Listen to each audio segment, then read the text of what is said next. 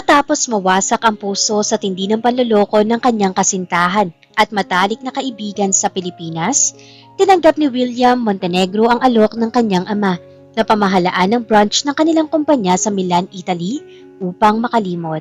Ngunit sa hindi inaasahang pagkakataon, naiwan niya ang kanyang wallet na naglalaman ng lahat ng kanyang pera, credit cards at ID sa sasakyan ng kumpanya. Sa gitna ng kawalan, gutom at pagiging balisa sa malamig na kalsada ng Milan, isang palaban at masipag na Filipina ang lumapit sa kanya, si Joanna Shane Marquez. Dahil sa itsura ni William na walang dalang anuman at patay ang cellphone, buong pusong naniwala si Joanna na ang lalaki ay isang biktima ng illegal recruitment at isang bagong TNT, tago ng tago, na natatakot mahuli ng mga pulis.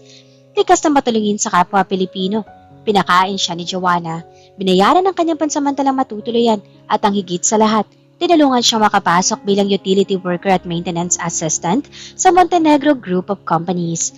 Lingid sa kaalamanan ni Joanna, ang lalaking tinuturuan niyang humawak ng basahan at mop, ang lalaking hinalikan niya sa ilalim ng romantikong kalangitan ng Florence ay ang mismong bilyonaryong CEO na nagmamay-ari ng buong kumpanya. Paano tatanggapin ni Joanna ang katotohanan kapag natuklasan niyang ang lalaking kinupkop niya ay hindi pala isang mahirap na dayuhan kundi isang makapangyarihang bilyonaryo? At paano ipaglalaban ni William na ang kanyang pag-ibig kapag bumalik ang multo ng kanyang nakaraan upang sirain at isabotahe ang babaeng nagligtas sa kanyang sugatang puso? Isang mapagpalang araw sa lahat ng ating mga kaayasya.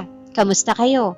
Ako muli ang inyong lingkod, si Miss Angge, na laging handang maghatid sa inyo ng mga kwentong kapupulutan ng aral, magpapaiyak at tiyak na magpapakilig sa inyong mga puso rito sa Ayesha TV.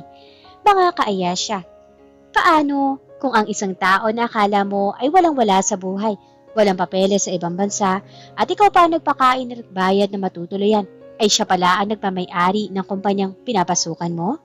Isang bilyonaryong CEO na nagpanggap na mahirap para lang takasan ang masakit niyang nakaraan. Ngayong araw, isang napakaganda at puno ng plot twist na obra ang hatid sa atin ng ating mahusay na story creator. Walang iba kundi ang ating tagagawa ng kwento, si Boss Rainiel.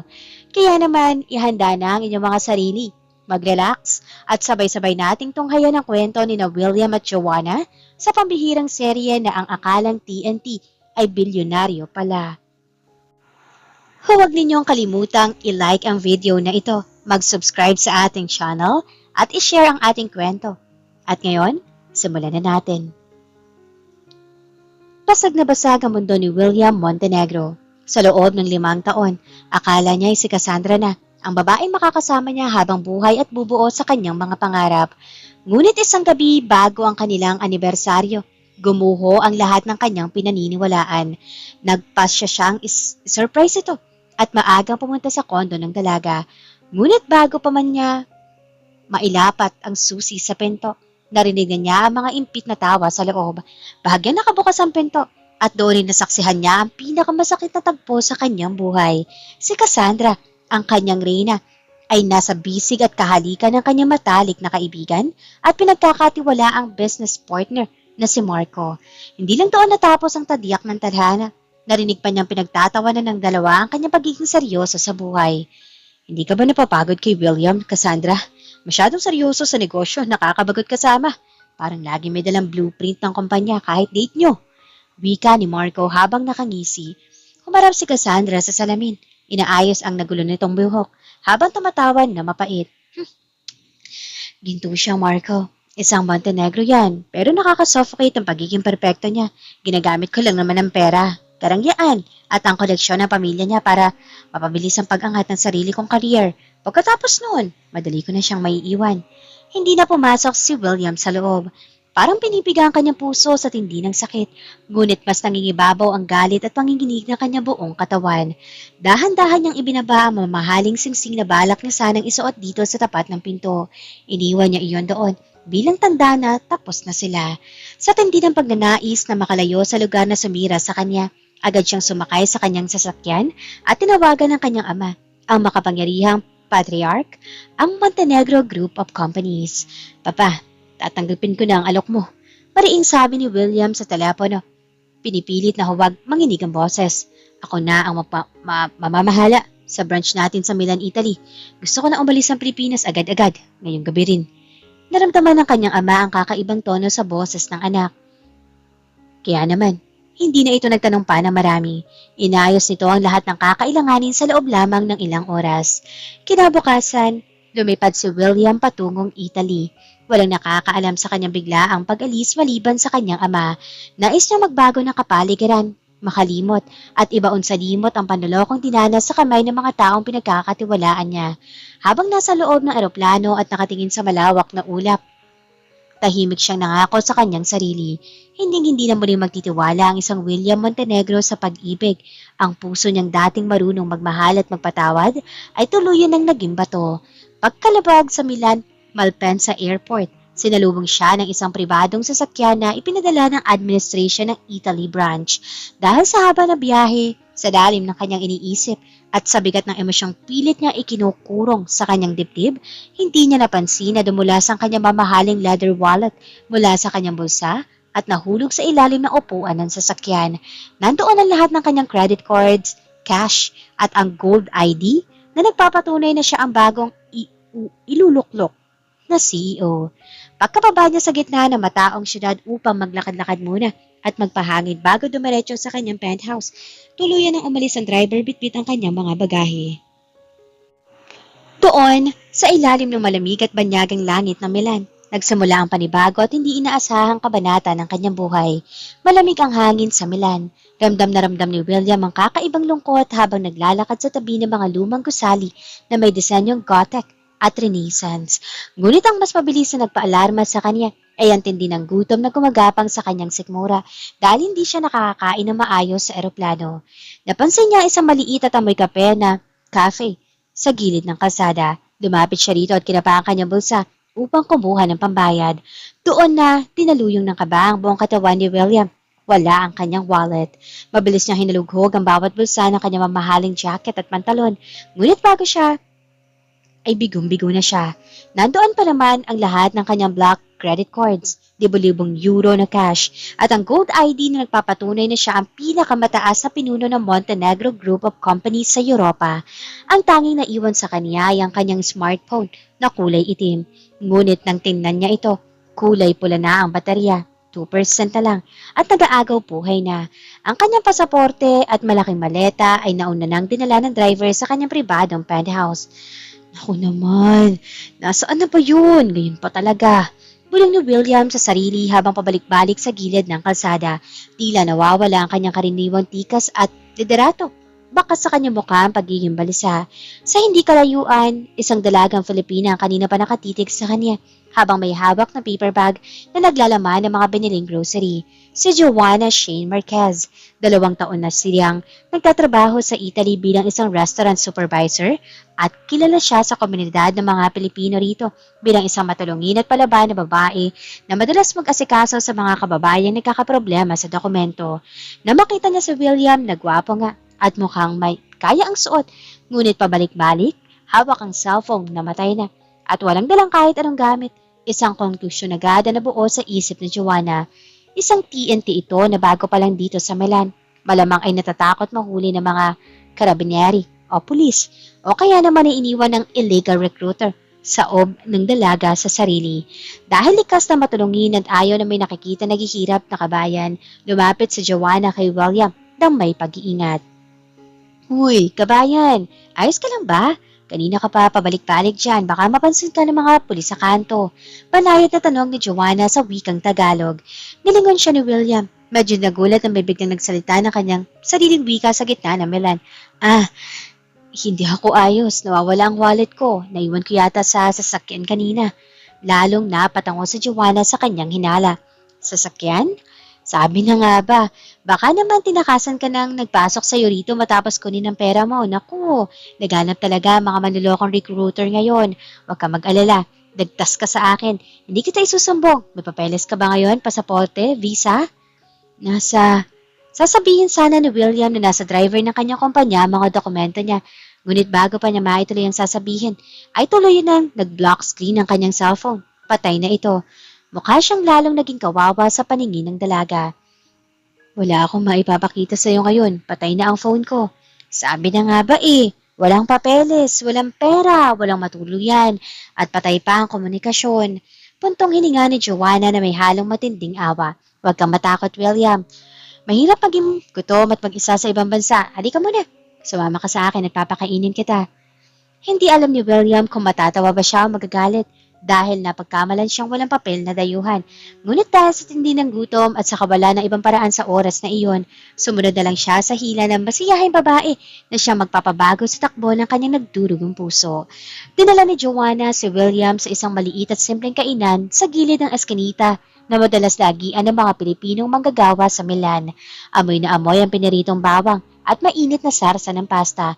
Umorder agad si Joanna ng 2 malaking plato ng spaghetti carbonara at mainit na tinapay.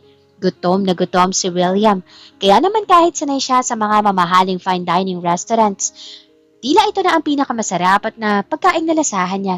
Mabilis niyang naubos ang pagkain habang tahimik na pinagmamasdan ni Joanna ang bawat subo niya. Dahan-dahan naman sa pagkain, kabayan. Mukha kang hindi nakakain ng 3 araw. Natatawang sabi ni Joanna habang nag-aabot ng tissue. Ako nga pala si Joanna. Shane na lang para maikli. Ikaw, anong pangalan mo? At paano ka ba talaga napunta rito nang walang-wala? Ipinuna si William ang tissue sa kanyang bibig at tumingin ng diretso sa mga mata ng dalaga. William, maikling sagot niya.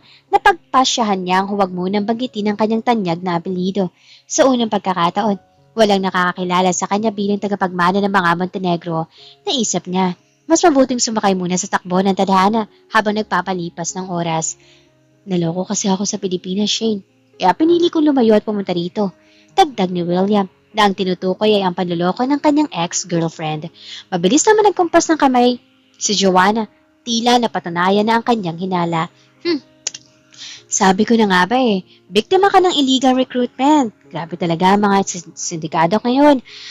Pangangakukan ka ng magandang buhay sa Italy. Tapos pagdating mo rito, kukunin ang wallet at papeles mo sabay, iiwan ka sa ere. Bumuntong hininga ang dalaga at hinawakan ang braso ni William upang pakalmahin ito. Huwag ka mag-alala, William. Malakas ako sa Panginoon at hindi ko hinahayaang mapahamak ang kapwa ko Pilipino. Dahil wala ka matutuloyan ngayon at delikadong pag-alagala ang isang TNT na walang papeles, pansamantala ka muna doon sa tinutuluyan kong maliit na boarding house. May bakanteng kwarto doon sa basement. Maliit lang pero malinis. Ako na muna magbabayad ng renta at pagkain mo habang naghahanap tayo ng paraan. Natigilan si William. Bahagya nabitin ang pagsubo niya ng tinapay. Sa buong buhay niya, sa mundo ng marangyang negosyo, ang mga taong lumalapit sa kanya ay laging may kailangan. Mga taong nakangiti dahil sa kanyang pera, kapangyarihan, at katanyagan. Ngunit ang babaeng ito na isang estranghero, na akalang isa siyang mahirap at walang papel na dayuhan, ay buong puso nag-aalok ng tulong at pera nang walang anumang kapalit. Bakit mo ako tinutulungan? Seryosong tanong ni William, nakatitig sa mga mata ni Joanna. Hindi mo naman ako kilala. Baka masamang tao ako. Baka takas-batan ako sa Pilipinas. Natawa ng malutong si Joanna at umiling. Ang masasamang tao, hindi ganyan kalungkot at sugatan ng mga mata kapag nagsasalita. At saka, kitang-kita ko sa iyo na kailangan mo ng karamay. Sa Italy, kami mga Pilipino, pamilya ang turingan dito. Kapag may nagtapa, itinataas. Isang kakaiba at mainit na pintig ang biglang naramdaman ni William sa kanyang dibdib. Isang pakiramdam na pag-asa na matagal nang nawala mula ng turugin ng panloloko ang kanyang buong pagkatao. Lumipas ang 2 araw. Sinadya ni William na huwag muna magpakita sa opisina ng Montenegro Group sa Milan. Iniwan niya ang kanyang mga tauhan at ang kanyang driver na nagpapanik sa paghahanap sa kanya. Ginamit niya ang pagkakataong ito para mamuhay ng simple sa maliit na boarding house, malayo sa marangyang mundong nagdulot sa kanya ng matinding sakit. Sinakyan niya ang kwento ni Joanna na isa siyang TNT na nagtatago sa batas. Isang hapon, pabagsak na bumukas ang pinto ng boarding house. Pumasok si Joanna na basang-basa ng pawis, ngunit may napakalaking ngiti sa kanyang mga labi. May dala siyang paper bag na naglalaman ng mainit na tinapay. William, may magandang balita ako sa iyo. Masayang sigaw ng dalaga habang ibinababa ang kanyang mga gamit. May nakuha akong trabaho para sa iyo. At ang maganda pa rito, malaking kumpanya ito ng mga Pilipino-Italian, ang Montenegro Group of Companies. Naghahanap sila ng karagdagang utility worker at assistant sa maintenance department ngayong linggo. Nabulunan si William sa iniinom niyang tubig. Napaubo siya ng mariin. Sa Montenegro Group? Oo, sobrang laking kumpanya noon dito sa Milan. Hello? At ang swerte mo kasi may kakilala akong supervisor doon na pwedeng magpasok sa'yo kahit under the table muna habang inaayos natin ang mga nawawala mong papeles sa embahada. Pagmamayabang ni Joanna habang nakapamewang at pabirong kinukurot ang pisngi ni William. Oh, kita mo na? Napakabait ko talagang sponsor. Napangiti si William ng pilit. Pilit na itinago ang kanyang gulat. Ang kumpanyang pag-aari ng kanyang pamilya. Ang kumpanyang siya mismo ang itinalagang pinakamataas sa pinuno o CEO. Doon siya ipapasok ng dalaga bilang isang tagalinis sa tagahawak ng basahan. Sigurado ka ba na ligtas ako roon, Shane? Tanong ni William. Sinusubukan ng lalim ng kaalamanan ng dalaga. Aba, oo naman. Balita ko nga, darating ngayong linggo ang bagong CEO galing sa main office ng Pilipinas. Sabi ng mga katrabaho ko roon, napakasungit, suplado, at elitista raw ng lalaking yun. Kaya bago pa dumating ang dragon na yon, dapat makapasok ka na sa maintenance para hindi ka mapansin. Huwag ka mag-alala, William. Basta magpakabait ka lang at magsumikap, magkakaroon ka na ng sarili mong pera pambayad sa mga nagastos ko sa'yo. Biro ni Joanna sabay kindat sa kanya. Sige, tatanggapin ko ang trabaho. Seryosong sagot ni William na may lihim ng ngiti sa mga labi. Naisip niya, maganda itong pagkakataon upang makita ang totoong kalagayan at karakter ng kanyang mga empleyado mula sa pinakamababang posisyon habang kasama ang babaeng unti-unti nagpapabalik ng sigla sa kanyang nagdurugong puso. Unang araw ni William sa Montenegro Group of Companies branch sa Milan, ngunit hindi bilang ang barangyang bilyonaryo na nakasuit at may nakapaligid ng mga bodyguard, kundi bilang isang lalaki na naka-uniforme ng maintenance, may hawak na mop, timba at basahan. Nakakatawan man isipin para sa isang tulad niya, ngunit nakaramdam si William ng kakaibang kapayapaan. Walang mabigat na pressure ng board of directors, walang peking ngiti mula sa mga business partners, at higit sa lahat, walang Cassandra na nagpapaalala sa kanya ng pagtataksil. Habang maingat niyang pinupunasan ang salaming dingding sa gilid ng malawak na hallway, narinig niya ang pamilyar na boses. Si Joanna, naglalakad dito bitbit ang ilang folder. Nagtatrabaho pala ang dalaga bilang isang part-time translator at liaison officer para sa mga bagong empleyadong Pilipino na hindi pa gaano marunong mag-Italyano. Oh, William, ayusin mo ang pagmamap dyan sa tapat ng elevator ha. Paalala ni Joanna na mapadaan sa tabi niya. Lumingon-lingon muna ang dalaga bago mabilis na nag-abot ng isang maliit na tsokolate sa kanyang bulsa. Oh, pampalakas ng katawan habang nagtatrabaho. Balita ko, darating na raw sa bansa ang bagong CEO anumang araw ngayon. Baka madulas sa supladong yun kapag pumunta rito sa floor natin. Lagot tayong lahat. Salamat, Shane. Hihigpitan ko ang pagpupunas. Sagot ni William habang tinititigan ng papala yung likod ng dalaga. Mas lalo siyang humahanga sa kasipagan at kabutihan nito araw-araw. Nang sumapit ang hapon, matiwasay na hinintay ni William na dumaan ang shift ng mga regular na empleyado. Nang matiyak niya malinis na ang executive floor, pumasok siya sa opisina ng general manager na si Alberto. Isang matapat na matandang Italian-Filipino na matagal na pinagkakatiwalaan ng kanyang ama. Halos maihi sa pantalon at atakihin sa puso si Alberto nang bumukas ang pinto at makita ang anak ng kanilang pinakamataas na boss na nakaupunuporme ng utility at may dalang basahan. Signor William, Dio mio, ano pong ibig sabihin nito? Bakit kayo nakadamit ng ganyan? 2 araw na kayong hinahanap ng buong management. Nanginginig na saad ng matanda. Akmang luluhod sa harap niya. Itinaas ni William ang kanyang kamay upang patigilin ito. Huwag kang maingay, Alberto. Ibaba mo ang boses mo. Seryosong utos ng lalaki. May tinitingnan lang ako sa totoong patakbo ng kumpanya mula sa ibaba. Ipadala mo ang lahat ng financial reports at executive files sa penthouse ko gabi-gabi. Ngunit sa umaga, hanggat hindi ko sinasabi, ako ay isang simpleng utility worker lang dito. At higit sa lahat, walang dapat makaalam nito. Lalo na ang translator na si Joanna Shane Marquez. Maliwanag? Signor, masusunod po. Sagot ng manager na takanta-ka. Ngunit walang nagawa kundi sumunod sa kakaibang laro ng kanyang bagong CEO. Dumating ang katapusan ng linggo dahil napansin ni Joanna na tila laging malalim ang iniisip ni William at pagod sa unang linggo ng pagtatrabaho sa maintenance, nagpasya siyang ipasyal ang lalaki. Ginamit niya ang sarili niyang ipon upang bumili ng 2 tiket sa tren patungong Florence. Ang lungsod na kilala sa sining, kultura at romansa. Siyempre, ang buong akala niya ay wala pa ring pera si William dahil hindi pa ito sumasweldo bilang utility worker. Habang naglalakad sila sa tapat ng sikat na Cathedral of Santa Maria del Fiore, namamangha si Joanna sa ganda ng paligid. Ang sikat ng araw ay banayad na tumatama sa kanyang mukha, dahilan upang patitig si William sa kanya. Sa paningin ng lihim na CEO, mas nangingibabaw ang ganda ng dalaga kaysa sa anumang sining sa Italia. Alam mo, William, pangarap ko talaga makarating dito sa Florence kasama ang taong mahal ko. Seryosong sabi ni Joanna habang nakatanaw sa malawak na simbahan. Isang malalim na buntong hininga pinakawalan niya. Nalingon siya ni William. May kung anong kurot sa kanyang puso. May kasintahan ka ba ngayon, Shane? Ubiling si Joanna at may dumaang matinding lungkot sa kanyang mga mata. Wala. Iniwan ako ng ex ko bago ako pumunta rito sa Italy. Sumama sa isang mayaman at maimpluwensyang babae. Kaya nga nung unang araw na makita kita na problemado at sinabi mong niloko ka rin, naramdaman ko ang sakit mo. Pareho tayong ibinasura ng mga taong akala natin ay habang buhay na nating makakasama. Hindi nakapagsalita agad si William. Hinawakan niya na mahigpit ang kamay ni Joanna. Pinagsasama ang kanilang mga daliri. Salamat dahil naging tagapagligtas kita, Shane. Kung hindi dahil sa'yo, baka kung nasaan na ako ngayon. Nagtama ang kanilang mga paningin. Walang ingay, walang marangyang karangyaan, kundi dalawang pusong parehong sugatan na nakatagpo ng luna sa isa't isa. Sa ilalim na romantikong kalangitan ng Florence, dahan-dahang iniyuko ni William ang kanyang ulo at nilapat ang kanyang mga labi sa mga labi ni Joanna. Isang halik na simula ng bagong pag-asa, puno ng pasasalamat, pag-iingat, at umuusbong na totoong pag-ibig. Huwag kang mag-alala, Shane. Darating ang araw, ibibigay ko sa iyo ang buong mundo. Bulong ni William matapos ang halik. Seryoso ang bawat salita. Natawa sa Joanna na may luhang nanginginig sa kanyang mga mata. Sira, mag-ipon ka muna para sa mga papeles mo ha. Pero, salamat, William.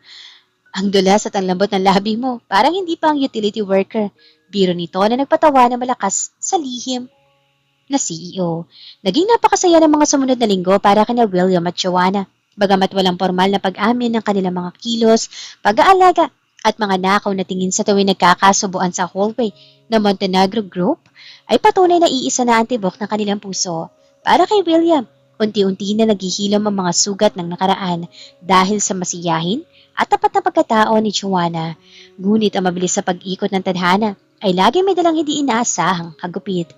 Isang umaga, habang abala si William sa paglilinis ng malalaking salaming pinto sa main lobby ng kumpanya, isang marangyang puting sasakyan ang huminto sa tapat ng entrance. Bumaba mula rito ang isang magandang babaeng. Sunod sa moda ang kasuotan. May bitbit ng mga halimbag at nakasuot ang malaking itim na salamin sa mata. Halos mabitawan ni William ang hawak niyang basahan at squedgy. Ang kanyang buong katawan ninigas sa galit. Si Cassandra, ang ex-girlfriend na taksil sa kanya. Paano ito napunta sa Italy? Agad na umatras si William sa likod ng isang malaking marmol na haligi upang magtago. Mula sa kanyang pwesto, malinaw niyang narinig ang mayabang at pamilyar na boses ni Cassandra habang kinakausap ang desk officer sa reception. I am Cassandra Valle. I am looking for William Montenegro. Maautoridad na pahayag ng babae habang itinataas ang kanyang salamin. Nalaman ko sa daddy niya na lumipad siya rito. I heard he transferred here as the new CEO. I am his fiancé and we need to talk immediately. Tila sinaksak ng paulit-ulit ang dibdib ni William. Nalaman pala nito sa kanyang ama ang kanyang lokasyon. Pagkatapos niyang iwanan ng singsing, tuluyan ang pinutol ng pamilya Montenegro ang lahat ng pondo at kasunduan sa pamilya ni Cassandra.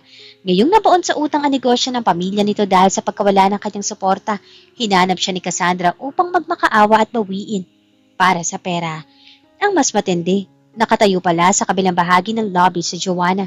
Hawak ang ilang isasaling dokumento. Malinaw na narinig ng dalaga ang bawat salitang binitiwan ng marangyang babae. Lumingon-lingon si Joanna at nakita si William na nakatago sa likod ng haligi. Baka sa mukha ng lalaki ang kakaibang takot, galit at panginginig. Isang reaksyong hindi angko para sa isang simpleng empleyado ng maintenance. Dahan-dahang lumapit si Joanna sa likod ni William. Ang kanyang puso ay nagsisimula ng kabahan sa hindi maipaliwanag na dahilan. William? Sino ang tinutukoy ng babaeng yan? Bakit ganyan ang reaksyon mo? Kilala mo ba siya? Hindi na nakasagot si William kay Joanna dahil sa mabilis na paghakbang ng mga paa. Narinig ni Cassandra ang pamilyar na bulong sa likod ng haligi at lumingon ito sa kanilang direksyon. Nalaki ang mga mata ng marangyang babae at kahit pa naka-uniforme ng utility worker si William na may hawak na basahan, hindi niya mapagkakamalan ang mukha ng lalaki nagmamay-ari ng bilyon-bilyong ari-arian. William! Oh my God! William! Mabilis na tumakbo si Cassandra patungo sa kanila. Ang tunog ng kanyang mamahaling takong ay umalingaw-ngaw sa buong lobby. Agad niyang ipinulupot ang kanyang mga braso sa leeg ni William. What are you wearing? Bakit ka nakaganitong damit? Is this a joke? I've been looking everywhere for you. Patawarin mo ako sa nakita mo sa Pilipinas. Nagkamali ako. Si Marco lumapit sa akin. Hindi ko siya mahal. Ikaw lang mahal ko, William. Please, bumalik ka na sa akin. Bumalik ka na bilang CEO ng kumpanyang ito. Baka sa matinding pagkasuklam sa mukha ni William, marahas niyang itinulak palayo si Cassandra dahilan upang mabitawan nito ang kanyang mamahaling bag. Umalis ka dito, Cassandra. Huwag mo akong hawakan. Galit na sigaw ni William. Ang boses niya ay gumuho na parang kulog sa buong reception area. Wala na tayong pag-uusapan. Tapos na tayo mula nung gabing ibinaba ko ang singsing sa tapat ng pinto mo. Ngunit huli na ang lahat. Ang bawat salita, ang bawat pagmamakaawa ni Cassandra ay malinaw na narinig ni Joanna. Ang lalaking pinakain niya ng gutom. Ang lalaking akala niyang isang TNT na walang papeles at kailangang itago sa mga pulis. Ang lalaking inalikan niya sa Florence ay walang iba kundi ang pinakamataas na pinuno ng Montenegro Group of Companies, ang bilyonaryong CEO. Nabitawan ni Joanna ang mga hawak niyang papeles. Nagkalat ang mga ito sa makintab na sahig. William, ikaw ang may-ari ng lahat ng ito? Ikaw ang CEO? Ang boses ni Joanna ay nanginginig, puno ng labis na pagkabigo, hiya at matinding sakit. Pakiramdam niya ay gumuho ang mundo niya sa isang segundo. Shane, let me explain. Pakinggan mo ako pakiusap. Pagmamakaawa ni William, humakbang siya pa itaas at akmang hahawakan ng kamay ng dalaga. Ngunit mabilis na umatras sa Joanna. Huwag mo akong hawakan. Sigaw ni Joanna habang malayang umaagos sa mga luha sa kanyang pisngi. Pinagkamalan kitang TNT.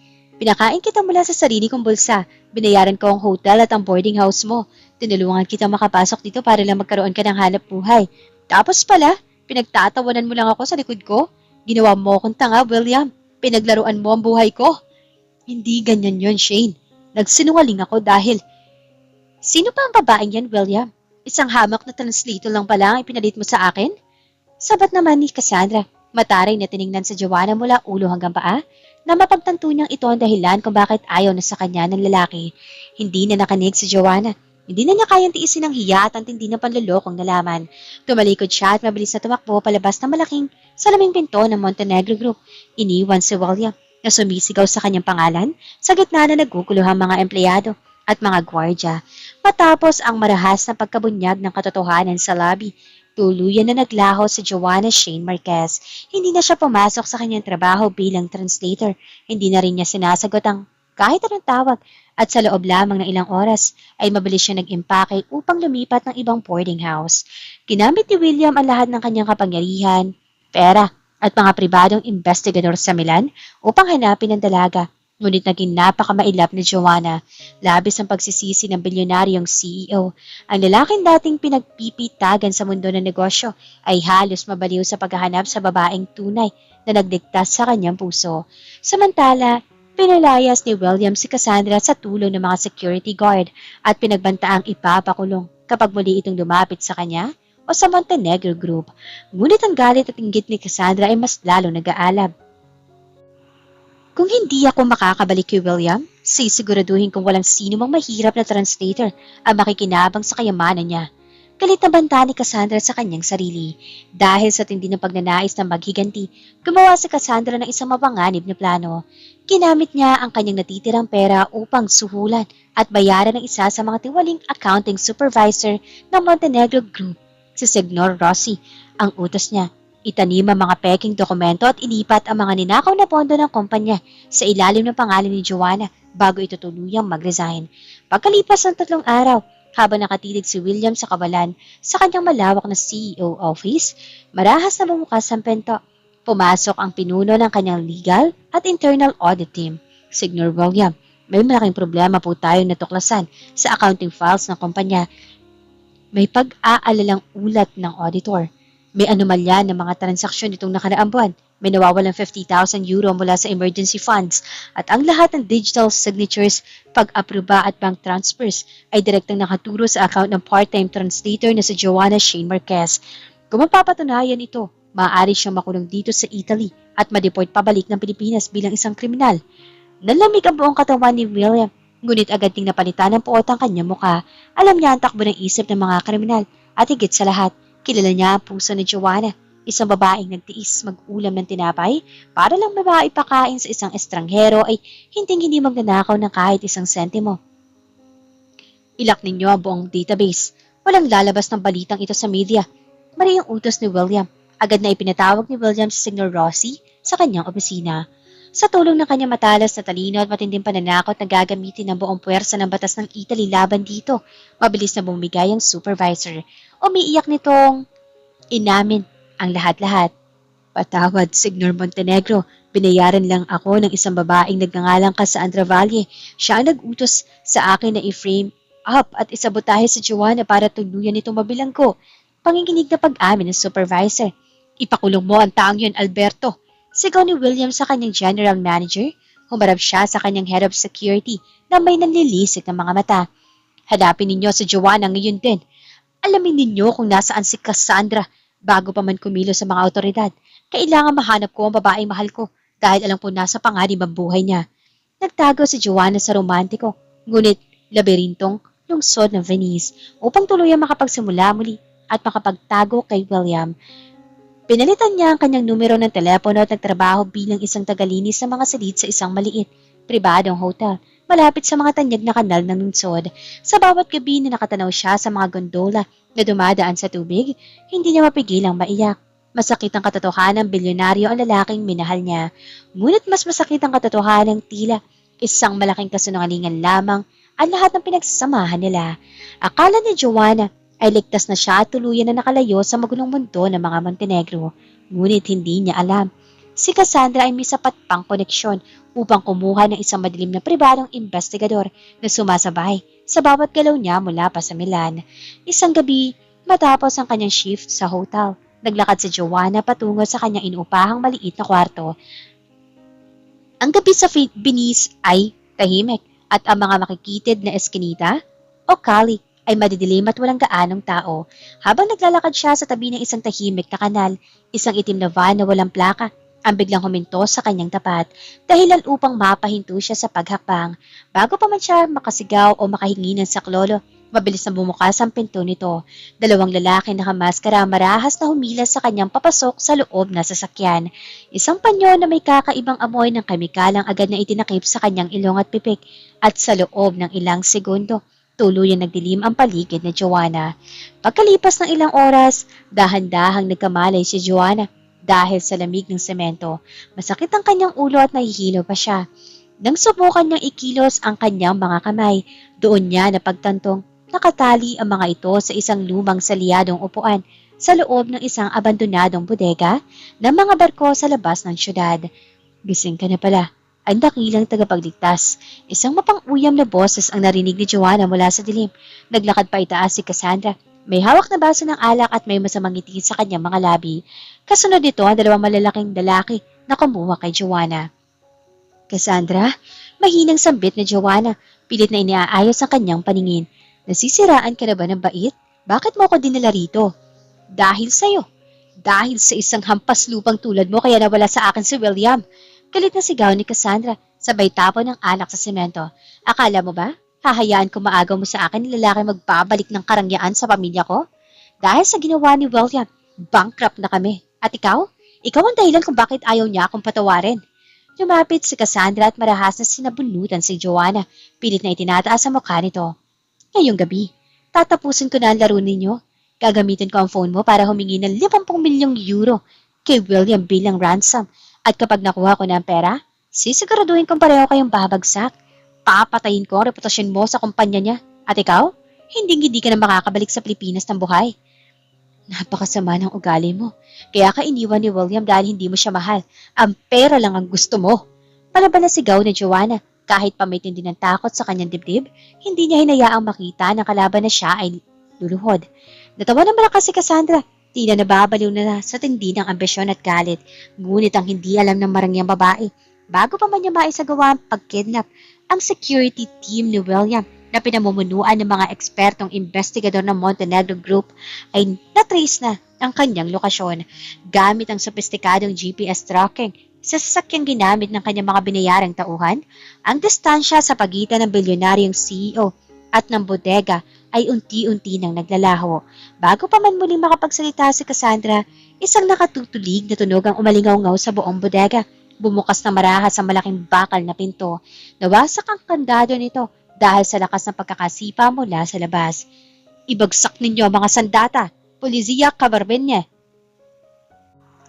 Pumasok ang isang pangkat ng mga Italianong pulis na may hawak na matataas sa kalibre ng baril.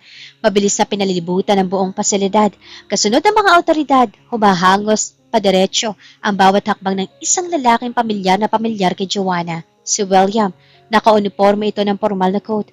Ngunit gulo-gulo ang buhok at baka sa matinding galit sa mukha. Gulat na napaatras si Cassandra. Nabitawan ang kanyang hawak na baso. William? Paano mo nalaman ang lugar na ito? Hindi siya sinagot ni William. Sa isang mabilis at profesional na pagkilos sa mga polis, mabilis na dinaluhong at pinadaba sa semento ang dalawang tauhan ni Cassandra, habang ang mismong marangyang babae naman ay agad na pinasukan ng posas sa magkabilang kamay. William, please, makinig ka. Ginagawa ko lang naman ito dahil mahal kita. Pagmamakaawa at pag-iyak ni Cassandra habang hinihila siya ng mga pulis palabas, ngunit hindi man lang siya tiningnan ng lalaki. Ang buong atensyon ni William ay nasa babaeng nakatali sa upuan. Agad siyang tumakbo patungo kay Joanna. Mabilis na lumuhod sa malimig na semento upang kalagan ang mga tali sa kamay at paa nito. Shane! Dio mio, Shane! Ayos ka lang ba? Nasaktan ka ba nila? Nag-aalalang tanong ni William. Pakinggan ang panginginig ng kanyang boses at ang matinding takot sa kanyang mata na baka may mangyaring masama sa babaeng mahal niya. Ngunit kahit malaya na ang kanyang mga kamay at ligtas na siya, pilit pa rin umiwas at lumayo sa Joanna. Tumayo siya na mag-isa, hawak ang kanya na mamasang braso. Bakit mo akong iniligtas, Sir William? Hindi ba't isang malaking laro lang naman ang lahat ng ito para sa'yo?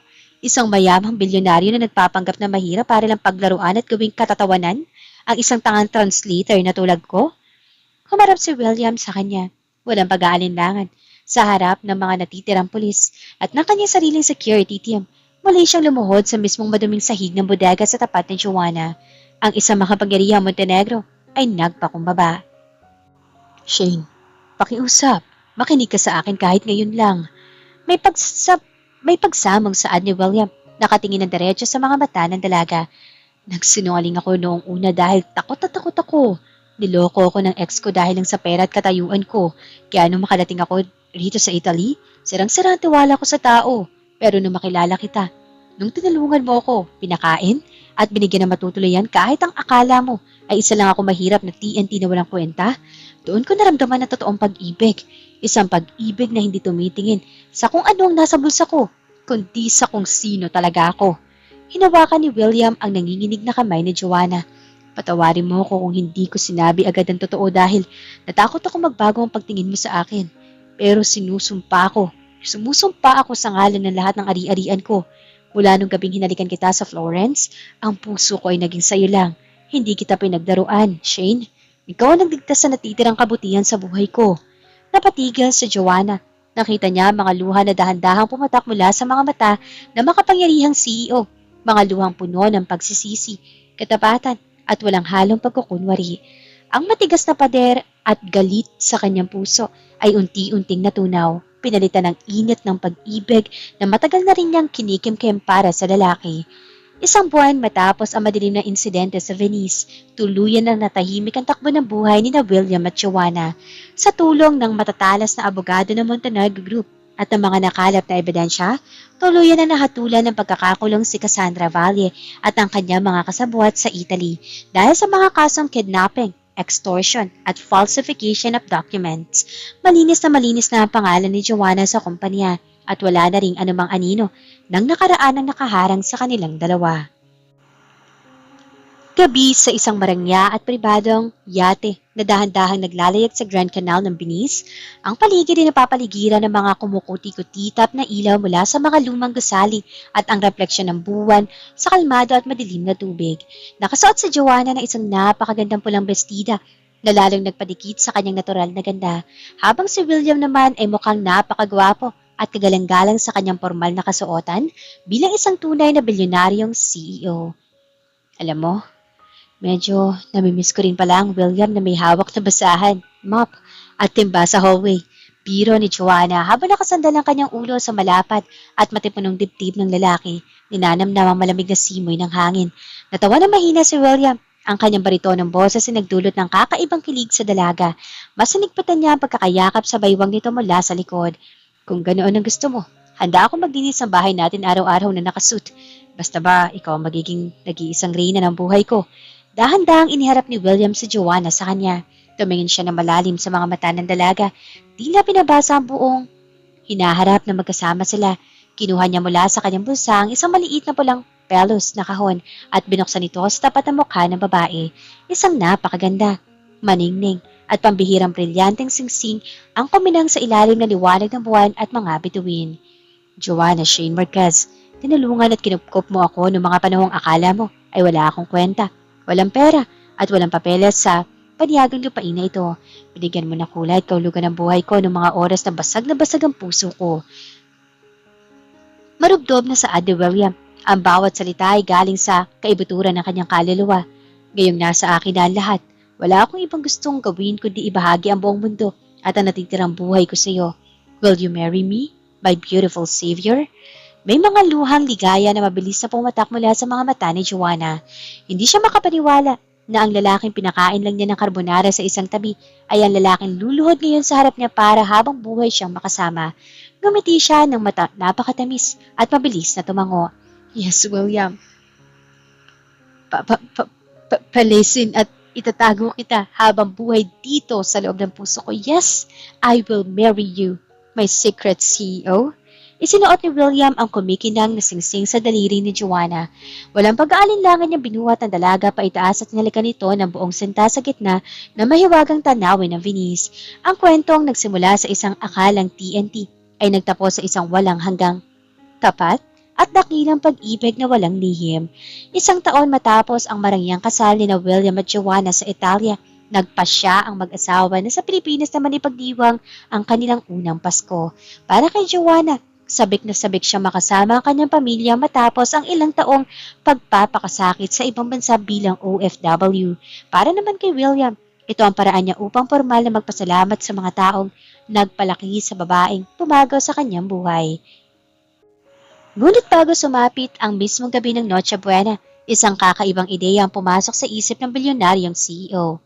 William, ano ba itong pakulo mo? Bakit kailangan natin magsuot ng ganito? Natatawang tanong ni Joanna habang inaayos ang simpleng t-shirt at maong na pantalon. Nasa loob sila ng isang lumang van. Si William naman ay nakasuot din ng simpleng puting t-shirt at kapasing maong. Malayo sa karaniwan nitong hitsura na laging planchado at degoma at sapatos. Gusto kong balikan kung paano mo ako nakilala, Shane. Nakangiting sagot ni William habang may kindat. Gusto kong maging ordinaryong William mo muna ngayong araw. Dinala ni William si Joanna sa isang maliit na komunidad sa labas ng Maynila. Isang lugar kung saan maraming pamilya ng mga kapuspalad at mga kamag-anak ng mga OFW na hindi pinalad sa ibang bansa. Doon, nagpaarkil na si William ng mga simpleng stall ng pagkain. May nagluluto ng mainit na spaghetti, may nagpiprito ng mga manok at may mga kahon ng tinapay. Magtatrabaho tayo ngayon, Mrs. Montenegro. Biro ni William habang isinusuot ang isang simpleng apron. Tayo magsisilbing utility workers sa mga taong ito ngayon. Napuno ng luha at galak ang mga mata ni Joanna. Naisip niya, sa kabila ng yaman ng kanyang asawa, hindi nito nakalimutan ang aral na kanilang nakaraan sa Milan, na ang pinakamasarap na tulong ay ang tulong na ibinibigay ng walang hinihintay na kapalit. Buong hapon silang nag-abot ng pagkain, naghugas sa mga plato at nakipagkwentuhan sa mga bata. Si William, na dating hindi mamimili sa mga ordinaryong tindahan, ay makikita mong pawisan ngunit walang tigil ang ngiti habang nagbubuhat ng mga kahon ng relief goods. Nang sumapit ang gabi, bumalik sila sa mansyon ng mga Montenegro para sa formal na hapunan kasama ang pamilya ni Joanna at ang ama ni William. Napakaganda ng hapagkainan. May lechon, mamahaling alak at iba't ibang putahe. Matapos ang kainan at palitan ng mga regalo, lumabas ang mag-asawa sa malawak na balkonahe ng mansyon upang panoorin ang mga paputok at damhin ng simoy ng hangin sa Paskong Pilipinas. Salamat, William. Pulong ni Joanna habang sumasandal sa balikat ng asawa. Ito ang pinakamasayang Pasko ko. Akala ko dati kapag bilyonaryo na pangasawa ko, magiging seryoso at nakakabagot ang buhay ko tulad ng sabi ng ex mo. Pero mali sila. Hinarap siya ni William at tinawakan na magkabila niyang kamay. Ako ang dapat magpasalamat, Shane. Kung hindi mo ako pinagkamalang TNT noon sa Milan, kung hindi mo ako binilhan ng carbonara gamit ang huli mong pera, baka hanggang ngayon, malamig at puno pa rin ng galit ang puso ko. Ikaw ang pinakamagandang regalo sa akin ng tadhana. Ngumiti si Joanna, ngunit may kakaibang kinang sa kanyang mga mata. Kinuha niya ang kamay ni William at dahan-dahang inilagay ito sa ibabaw ng kanyang tiyan. Kung ganoon, handa ka na ba sa susunod na regalo ng tadhana, Mr. Utility CEO? Bulong ni Joanna may malaking ngiti. Natigilan si William, nalaki ang kanyang mga mata, at tila huminto ang ikot ng mundo na mapagtanto ang ibig sabihin ng kanyang asawa. Shane, ibig po bang sabihin? Tumango si Joanna. Magiging tatay ka na, William. May bago na tayong TNT na aalagaan sa buhay natin. Hindi napigilan ni William ang mapaluha sa labis na kaligayahan. Buong ngiti niyang binuhat sa Joanna at inikot-ikot sa balkonahe habang ang kalangitan ay napupuno ng makukulay na paputok. Ang kwentong nagsimula sa isang nawawalang wallet sa Italy ay tuluyan na nagbunga ng isang bagong buhay, isang pamilyang binuo ng tapat na pag-ibig, pagpapakumbaba at walang katapusang pasasalamat. At dito na po tuluyan nagtatapos ang napakaganda at napakatamis na kwento ni na William at Joanna, ang ating secret CEO at ang kanyang beautiful savior. Napakasarap sa pakiramdam na makita ang isang pag-ibig na nagsimula sa simpleng pagtulong sa kalsada ng Milan ay nagbunga ng isang masayang pamilya at panibagong pag-asa rito sa ating bansa. Pinatulayan lang ni na William at Joanna na ang tunay na pagmamahal ay hindi nasusukat sa kapal ng wallet o sa taas ng katayuan sa lipunan, kundi sa katapatan ng puso at sa pagpapakumbaba. Mga kaayasya, ang kwento pong ito ay hindi lang basta kwento ng pag-ibig. Ito rin po ay salamin ng buhay ng ating mga makabagong bayani. Kaya naman, nais kong mag-iwan ng isang espesyal na mensahe para sa lahat ng ating mga kababayang OFW na kasalukuyan nakikinig sa atin ngayon mula sa Italia, sa gitnang silangan sa Asia at sa bawat sulok ng mundo. Alam po namin ang bigat ng sakripisyo ninyo, ang lamig ng banyagang bansa, ang lungkot ng pangungulila sa pamilya at ang tindi ng pagod para lang mabigyan ng magandang kinabukasan ng mga mahal sa buhay sa Pilipinas. Tulad ni Joanna, kayo po ay mga palaban at tunay na tagapagligtas ng inyong mga pamilya. Sana po ay huwag kayong mapagod, magsumikap at palagi po ninyong iingatan ang inyong mga sarili saan man kayo dinala ng tadhana. At para naman sa mga pamilya at mga naghihintay dito sa Pinas, naway huwag nating kalimutan na ang bawat perang ipinapadala ng ating mga mahal sa buhay sa ibang bansa ay may pahid ng dugo, pawis at matinding pangungulila. Suklian po natin ang kanilang sakripisyo ng pagmamahal, pag-unawa, at tamang pagpapahalaga sa bawat biyayang natatanggap natin. Dahil tulad na nangyari kina William at Joanna, ang pinakamasarap pa ring uwi at gantimpala matapos ang mahabang pakikipagsapalaran sa ibang bansa ay ang yakap ng isang buo at masayang pamilya sa sarili nating bayan. Mga kaayasya, nagustuhan niyo ba ang ating kabuuan ng kanilang kwento? Ibahagi ang inyong mga saloobin at mag-comment na sa ibaba dahil babasahin ko po ang mga yan. Isang napakalaking pasasalamat muli sa utak sa likod ng napakagandang obrang ito, ang ating mahusay na story creator, si Boss Rainiel. Salamat boss sa walang sawang pagbibigay ng dekalidad at nakasasaling pusang kwento para sa ating channel. Huwag niyo pong kakalimutang i-click ang like button, mag-subscribe kung bago ka pa lang sa ating pamilya at i-share ang video na ito. Ako muli ang inyong tagapagkwento, si Miss Angge. Hanggang sa muling pagbubukas sa mga pahina ng pag-ibig at buhay dito lang sa Ayasha TV. Mag-ingat po tayong lahat, nasaan man kayong bahagi ng mundo. At mabuhay po ang ating mga OFW. Paalam!